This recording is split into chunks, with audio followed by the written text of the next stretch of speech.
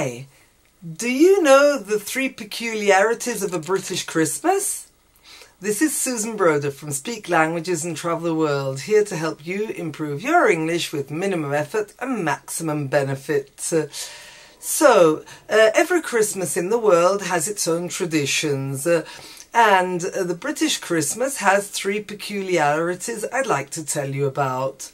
The first one is Christmas cards. You can see some Christmas cards hanging back there on the bookcase because we tend to send a lot of Christmas cards, but really hundreds. I used to prepare about 100 hand-painted Christmas cards, and I used to write the address on each envelope by hand, the sender. I'd choose a pretty stamp, which is very hard to get nowadays, and I'd write a personal note inside each card, and I would send 100 cards.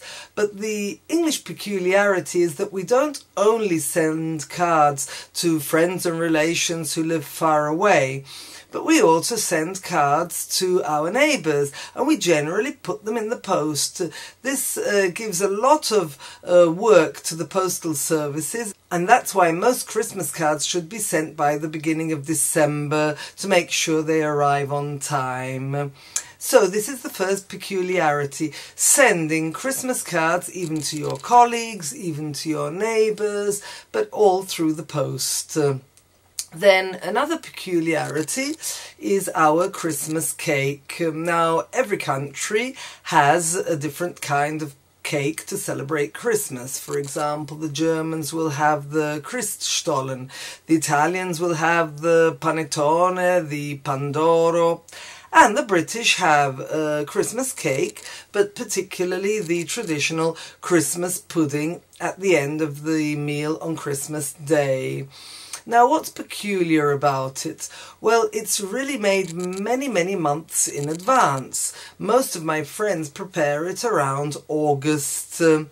And then, once it's made with all the different dried fruits and a little bit of brandy, it's cooked for many hours, depending on whether you cook it in the pressure cooker because it's steamed, or traditionally in a pot. It'll take quite a few hours to cook. In fact, on Christmas Day, it's then steamed once more to revive it. But then we don't put it in the freezer and we don't put it in the fridge. We put it in a cupboard, and about once a month we douse some brandy over it, which will help it mature and will help it also be preserved with the alcohol. Some people say that brandy is a very good preservative, that Nelson, when he was killed, his body was preserved on board until they reached land completely immersed in brandy. So I'm not sure whether this is a true story, but this is the story that some people believe. In any case, Christmas pudding on Christmas Day, we pour a little bit more brandy on it, then we light it, flambé, and then we eat a piece, which is very rich, so you only need a small slice, otherwise you'll have difficulty digesting it. As someone I know did, he got indigestion and had a terrible temperature the next day.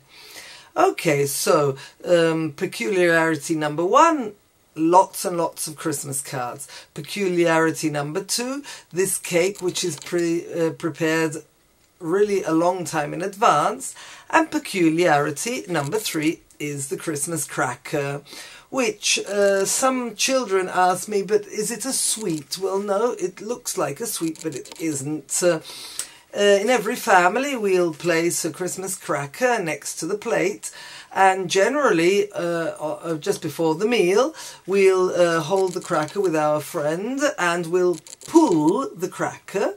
We'll pull it, and inside, I don't know if you can see it here, there's like a little piece that is like a stick, and this crosses over in the middle inside the cracker so that when you pull it, it goes pop or crack. That's why it's called a cracker. So you crack open the cracker, and inside you'll find a small present, just like those in Easter eggs, for example, so of no value.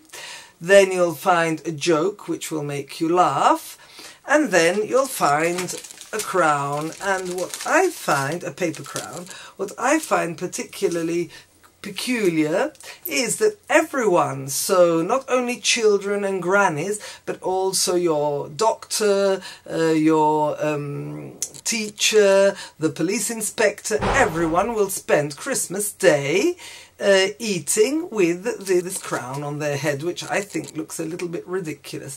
But that's a tradition in England, and very often they're all different colours. So these are 3 peculiarities of a British Christmas. And what about you? Are there any peculiarities of Christmas in your country? I'd really enjoy to read about them in the comments below. So please put down any peculiarities of your Christmases. Okay, so I hope this was interesting for you.